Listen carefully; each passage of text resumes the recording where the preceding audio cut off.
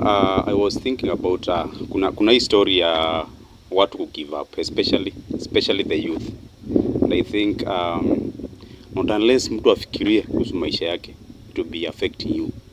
Na unajua shida inaingilianga wapi? Shida inaingilianga, unaona it's like hii life yangu si yangu peke yangu. Ni kama ni yangu na our parents, but the moment unafika ile stage umekomaa, ama wewe unasukuma life yako, umemaliza shule, umemaliza college, hiyo ndio ile time unastahili kujua you are alone in this life. And I wish watu wangejua, ukijua uko peke yako, you will fight harder, you will work hard. Basi unaona hii story, mtu ana wazazi wangu ni kama hawakunipea the best, alafu umesoma hadi umaliza shule, ama hii kazi sio ile inastahili. Main point inakuanga, what are your plans, what are you trying to do about it? Yani umepata kazi sawa, mshahara ni kidogo, but what do you need to have more money? Ama umepata grades, umemaliza college, what do you need to transform those papers into money?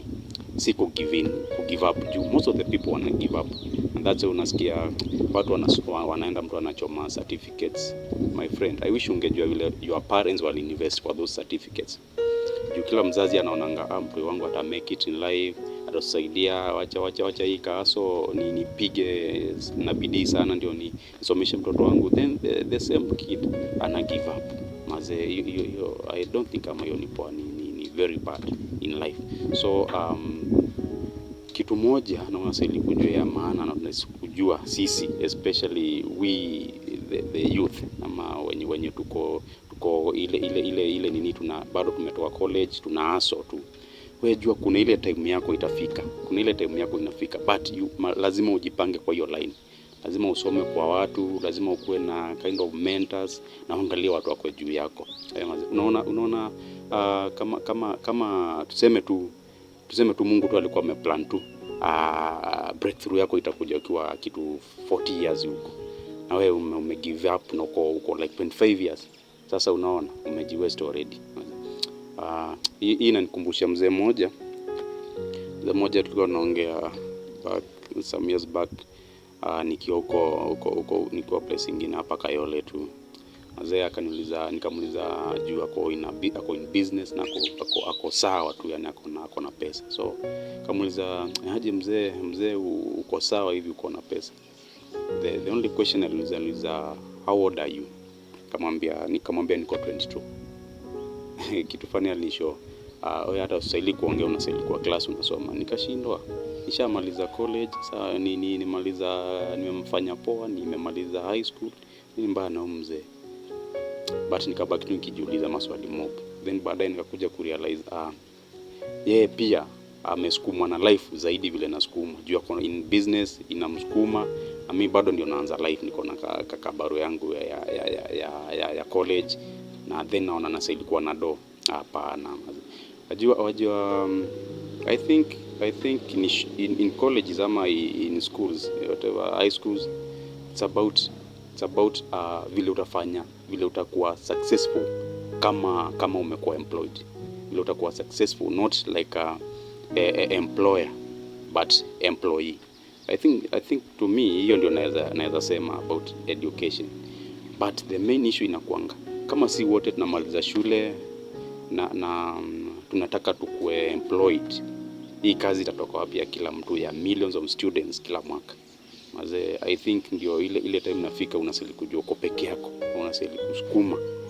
Kama ni kahasu, kama ni biashara, unastahili kuwa focused, si ati ku waste a lot of money aimlessly. Hujui nini unafanya, lakini bado unafanya. Ni kutia bidii na kujua vile utamka kesho, vile biashara yako utaisukuma. Uanzie tu mahali. Kitu muhimu ni kukuwa na mahali pa kuanzia, si ku give up. So kama wewe umeplan ku give up, I think hiyo si poa.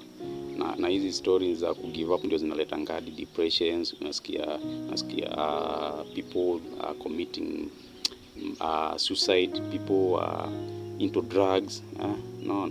But do you know you are punishing yourself, not even your parents. Parents sometimes wanakuanga so optimistic na sisi kama their children. Najua mtu anasema, mtoto wangu ni tu bad company by the time ata change. Lakini on the other side we give up na life na unajipunish, unajipunish. Sasa utafika wapi? Then kama unajua ukimaliza shule sasa wewe umebakiwa ni wa government, so bado unadhania drugs ni starehe, at the same time bado unakuwa arrested, uko ndani, the same parents wanakuja kubail out, naona. So unakuwa burden. Wazazi walikuwa wameona kama watakurely on, then on the same time wewe unasoma, after they have invested a lot in you, then wewe unakuja kuwa burden in their lives. Wanakubail out every time, mara umepita sijui na nini ya nani, mara umepita na vitu za watu, unaona. Hata unawachomea zaidi, so inabaki hata ni kama grow, ungebaki mtoto. Ile unafanya makosa wanakuchapa. But in real life I wish tungejua tu kitu wa kwanza tu we focus na Mungu, na then focus na vitu zako, na kama itafika time yako ya kupata, we shukuru Mungu tu, useme ndio time nilikuwa nangojea. And then kama sivyo, we shukuru Mungu, uko na opportunity ya kumake it in life. Uko na hiyo opportunity. Chenye huwa tunataka in this life ni opportunities. Mungu amekupea opportunity, umeamka, una issues, una magonjwa, una nini, uko sawa, uko na nguvu. Just focus. Unajua siku yako itafika, uta make it. I think mimi hiyo ndio naweza sema, na tukue focused kitu ya kwanza, and never give up in life, man. Never give up. No matter the situation, never give up. Siku yako itakuja and you'll make it. No one was born rich, especially in our country. Kama wewe kuzaliwa kwa family of millionaires ama nini, family of prominent businessmen, wewe jua tu you have a long way to go, but bado you can make it. Just learn from people.